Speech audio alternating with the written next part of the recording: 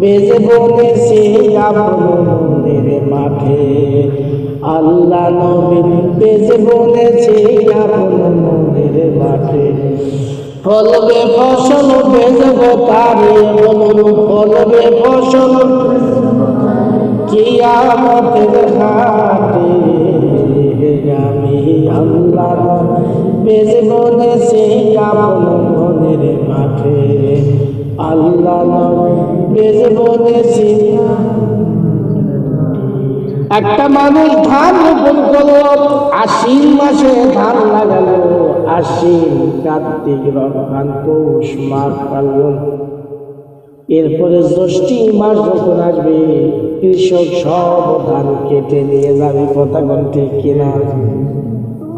আল্লাহ পাক ডাকতে বলে, দুনিয়ার মানুষ, দুনিয়ার মধ্যে তোমাকে 60 বছর পর্যন্ত আমি রেখে দিয়েছি, এরপরে তোমাকে আমি কেটে দিব, তোমার সুইচ বন্ধ করে দিব, আর তোমার আমল নামায় যে নেকিগুলো আছে কিয়ামতের ময়দানে দিব।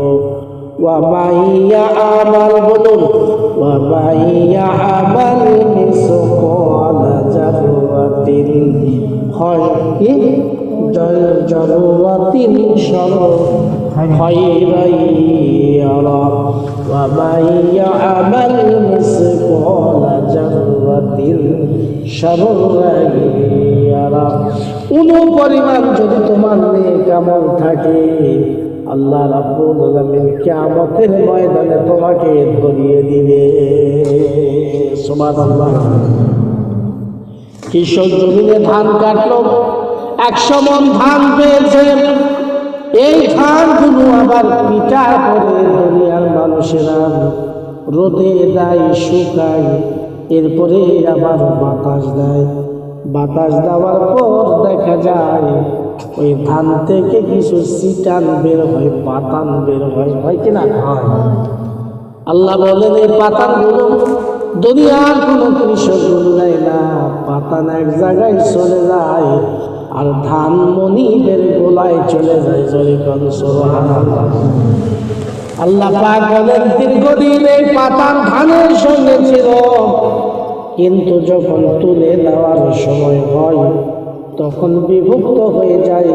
দুনিয়ার মানুষ, তুমি জেনে রাখো, তোমার জীবনের যত আমল আছে, ভালো হোক আর খারাপ হোক, কিয়ামতের ময়দানে আমি আল্লাহ ধরব। যেগুলো পাতান মাফিক হবে, সিটান মাফিক হবে, এই পাপগুলো একদিকে যাবে, নেকিগুলো একদিকে যাবে।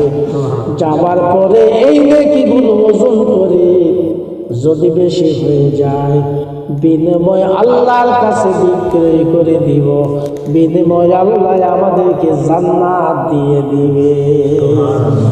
আশিক সারা ভেদের খবর কে পেয়েছে? বলুন, আশিক সারা ভেদের খবর কে পেয়েছে?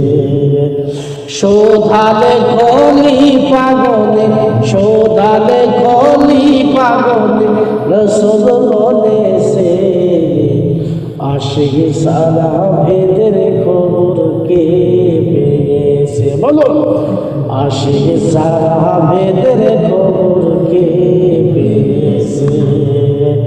শোধালে খলি পাগলে, শোধালে খলি রসুল বলেছে আশিক সারা ভেদের খবর কে পেয়েছে? জোরে জোরে কর সুবহানাল্লাহ। আপনি তো সেই নবীর প্রেমিক নন, নবীর আশিক নন, মুর্শিদ মুখী নন, আপনি কি পাবেন? কথা বল। এরপরে আল্লাহ ডাকতে বলে, দুনিয়ার মানুষ, তুমি দেখো, ধান যখন রোপণ করা হয়, কৃষক যখন রোপণ করে যখন চলে আসে, আসার পর জমিনের মতো ধানের গাছ থাকে, এরপরে আমি আল্লাহ আগাছা তৈরি করে দে। থাকে না? ঘাস হয় কিনা ধানের মতো? কথা বল। কয়েকদিন পর কৃষক কি করে, এই ঘাসগুলোকে আবার জমিন থেকে উঠিয়ে দেয়। কারণ কৃষক জানে ধানের মধ্যে যদি ঘাস থাকে ধান হবে না। আল্লাহ ডাকতে বলে দুনিয়ার মানুষে, তোমার জীবনটা হবে এইরকম একটা জিনিস, তোমার আমলগুলো কি আমি আল্লাহ খুদে খুদে দেখবো, আমলের মধ্যে কোনো আমি আল্লাহ আগাছা রাখবো না। আবার ভাইরা আমার বন্ধুরা আমার, তাহলে এই আমলগুলো দুনিয়ায় করার দরকার আছে না নাই? বেশি করে নামাজ পড়ার প্রয়োজন আছে না নাই?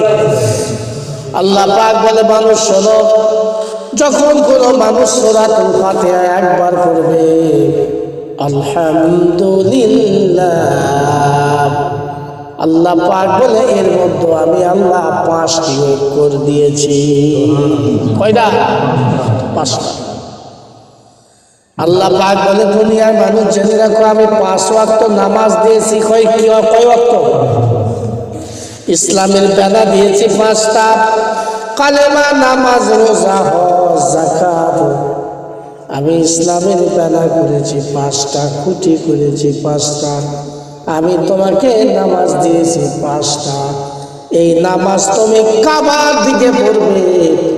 আমি আল্লাহ কাবা ঘর তৈরি করেছি 5টি পাহাড়ের পাথর দিয়ে। জোরে কোন সুবহানাল্লাহ।